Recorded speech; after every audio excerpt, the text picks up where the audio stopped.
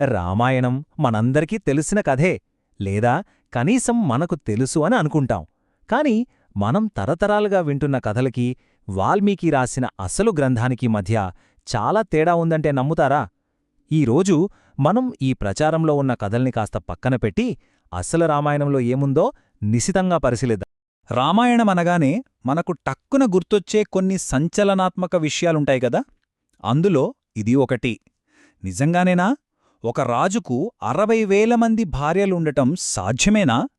ఈ ప్రశ్నతోనే మన అన్వేషణ మొదలుపెడదాం. సరే, ఈ నంబర్ల గోల కాసేపు పక్కన పెడితే ఆ కాలం నాటి సంస్కృతి మీద కూడా మనకు చాలా అపోహలున్నాయి. ఉదాహరణకి, ఒక మహారాణి పైవస్త్రం లేకుండా ఉండేదనే ఒక వాదన ఉంది. అసలిందులో నిజమెంత చూద్దాం. ఇక్కడే అసలు పాయింటుంది, ఆలోచించండి. రామాయణం మీద వచ్చే చాలా విమర్శలు వాల్మీకి రాసిన ఒరిజినల్ టెక్స్ట్ గురించి కాదు. అవి ఆ తర్వాత కాలంలో దానికి జోడించిన కథలు, కల్పనలను ఉద్దేశించి చేసినవి. సరే, మొదటగా ఈ అతిశయోక్తి సంఖ్యల సంగతేంటో చూద్దాం. ఇతిహాసంలో మనకు కనిపించే ఈ భారీ సంఖ్యల వెనుక ఉన్న అసలు నిజాలేంటి? ఈ ప్రశ్న మనం చాలాసార్లు వినే ఉంటాం కదా. ఈ ప్రచారంలో ఉన్న కథ వెనుక ఉన్న వాస్తవాన్ని ఇప్పుడు ఛేదిద్దాం. 60,000 ఊహించుకోడానికే ఏదోలా ఉంది కదా. అసలు ఇంత పెద్ద నంబర్ ఎక్కడ్నించొచ్చింది? కాని వాల్మీకి రాసిన అసలు రామాయణం చూస్తే మనకు కనిపించే సంఖ్య ఇది, కేవలం 350. అవును, విన్నది కరెక్టే. 60,000 కాదు, 350 మాత్రమే. చూడండి ఎంత తేడా ఉందో. దీనికి మూల గ్రంథంలో చాలా స్పష్టమైన సాక్ష్యముంది. అక్కడ అర్ధసప్తశత అనే సంస్కృత పదం వాడారు. దాని అర్థమేంటంటే 700లో సగం, అంటే 350 అన్నమాట. మరి 60,000 అనే నంబర్ ఎక్కడ్నించొచ్చింది? అది కంబరామాయణం లాంటి చాలా కాలం తర్వాత రాసిన గ్రంథాల నుంచి వచ్చింది. బహుశా రాజు గొప్పతనాన్ని ఇంకా పెంచి చెప్పడానికి ఇలాంటి అతిశయోక్తిని వాడి ఉండొచ్చు. ఇదే తరహా అతిశయోక్తి మనకి దశరథుడి వయస్సు విషయంలో కూడా కనిపిస్తుంది. ఆయన 60,000 ఏండ్లు బతికారని చెబుతారు. కాని వాల్మీకి రామాయణంలో ఆయనను కేవలం వృద్ధుడు అని మాత్రమే వర్ణించారు. ఇలాంటివి పురాణాలలో సాధారణమే, కాని వాల్మీకి రామాయణంలో కాదు. ఓకే, ఈ నంబర్ల సంగతైతే తేలిపోయింది. మరి ఆ కాలం నాటి కల్చర్, వాళ్ళ జీవనశైలి గురించి ప్రచారంలో ఉన్న కొన్ని కథలున్నాయి గదా, వాటిలో నిజమెంత? ఒక వాదనేంటంటే, ప్రాచీన కాలంలో కుట్టిన బట్టలు లేవని, అందుకే సీత పైవస్త్రం లేకుండా ఉండేదని అంటారు. కాని ఇది ఎంతమాత్రం నిజం కాదు. ఎందుకంటే అసలు టెక్స్టులోనే కంచుకి అంటే కుట్టిన రవిక, అలాగే ఉత్తరీయం అంటే పైవస్త్రం గురించి క్లియర్గా రాసుంది. దీన్ని బట్టి ఆ కాలంలోనే చాలా అభివృద్ధి చెందిన వస్త్ర సంస్కృతి ఉందని మనకు అర్థమవుతుంది. ఇక రావణుడి విషయానికొస్తే, ఈ మధ్యకాలంలో ఆయన్ని ఒక శుద్ధ శాకాహారిగా, గొప్ప శివభక్తుడిగా చూపించడం చూస్తున్నాం. కాని వాల్మీకి రామాయణం ప్రకారం రాక్షసులు మాంసాహారులు. అసలు సుందరకాండలో రావణుడే స్వయంగా సీతతో అంటాడు, నన్ను పెళ్లి చేసుకోకపోతే నిన్నే నా అల్పాహారంగా తినేస్తా అని బెదిరిస్తాడు. సో శాకాహారి రావణుడు అనేది పూర్తిగా ఒక ఆధునిక కల్పన మాత్రమే.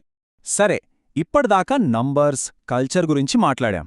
ఇప్పుడు మనం అసలు సమస్య మూలాల్లోకి వెళ్తున్నాం.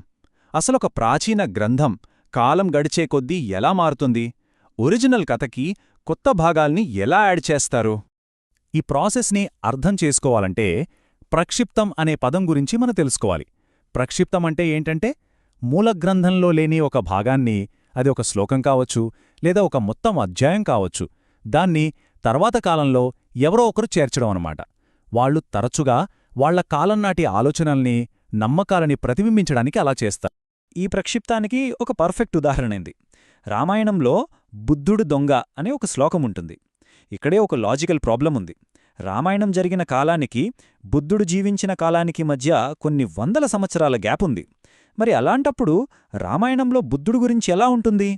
అందుకే చాలామంది పండితులేమంటారంటే, బౌద్ధమతం బాగా ప్రాచుర్యంలోకి వచ్చాక కొన్ని శతాబ్దాల తర్వాత ఎవరో కావాలనే ఈ శ్లోకాన్ని రామాయణంలో చేర్చారు అని నమ్ముతారు.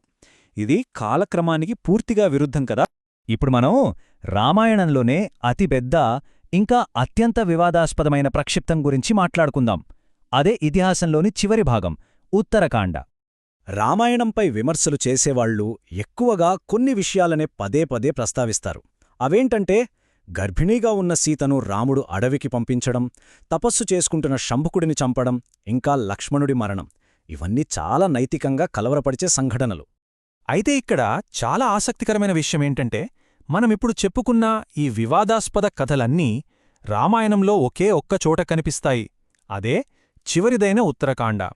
ఇది కేవలం యాదృచ్ఛికమంటారా, లేక ఈ మొత్తం భాగమే అసలు కథలోది కాదేమో అనే అనుమానాన్ని ఇది రేకెత్తచడం లేదా? ఉత్తరకాండ అనేది తర్వాత చేసిన చేర్పు అనడానికి ఇది చాలా బలమైన సాక్ష్యం. చూడండి, 6వ కాండమైన యుద్ధకాండ చివర్లో ఫలశ్రుతితో ముగుస్తుంది. ఫలశ్రుతి అంటే ఏంటంటే, ఈ గ్రంథాన్ని చదవడం వల్ల మనకి ఎలాంటి మంచి ఫలితాలు కలుగుతాయో చెప్పేది. మన సంప్రదాయంలో ఫలశ్రుతి ఎప్పుడూ ఒక గ్రంథం చివర్లో ఉంటుంది. అది ఎండ్ కార్డ్ లాంటిదనమాట. దీన్ని బట్టి మనకేమర్థమవుతుంది? అసలు వాల్మీకి రాసిన కథ రాముడి పట్టాభిషేకంతోనే శుభమని ముగిసిపోయింది. ఈ ఉత్తరకాండ అనేది తర్వాత వేరే రచయితలు రాసి యాడ్ చేసిన ఒక సీక్వెల్ లాంటిది అని పండితులు గట్టిగా నమ్ముతారు. సరే, మనం ఇప్పటిదాకా చూసిన విషయాలన్నిటినీ ఒక్కసారి క్లుప్తంగా గుర్తుచేసుకుందాం. ప్రచారంలో ఉన్న కథలకి అసలు గ్రంథానికి మధ్య తేడా ఏంటో చూద్దాం. ఈ పట్టిక చూస్తే మనకొక క్లారిటీ వస్తుంది. దశరథుడికి 60,000 మంది భార్యలు అనడం అబద్ధం, అసలు టెక్స్ట్ 350 అంటోంది. సీత పైవస్త్రం లేకుండా ఉండేదన్నది అబద్ధం, కుట్టిన రవిక గురించి ప్రస్తావన ఉంది. రావణుడు శాకాహారి అన్నది కూడా అబద్ధమే, అతను మాంసాహారి అని టెక్స్టు చెబుతోంది. ఇక బుద్ధుణ్ణి దొంగ అనడం, సీతను అడవికి పంపడం లాంటివి ఇవి తర్వాత చేర్చిన ప్రక్షిప్తాలు. అంటే చాలా విమర్శలు వాల్మీకి రాసిన ఒరిజినల్ రామాయణాన్ని టార్గెట్ చేయట్లేదు, అవి తర్వాత చేర్చిన కథలని, కల్పనల్ని టార్గెట్ చేస్తున్నాయి. కాబట్టి ఈ విశ్లేషణను మన ఒక ప్రశ్నతో ముగిద్దాం. మన ఒక ప్రాచీనమైన కథని, దాని గురించి చుట్టూ అల్లుకున్న కథలు, కల్పనల కోసం కాకుండా అసలా రచయిత నిజంగా ఏం రాశాడు, ఏం చెప్పాలనుకున్నాడో అని తెలుసుకోవడానికి చదివితే ఆ కథపై మనకున్న అవగాహన ఎంతలా మారిపోతుంది? ఒకసారి ఆలోచించండి.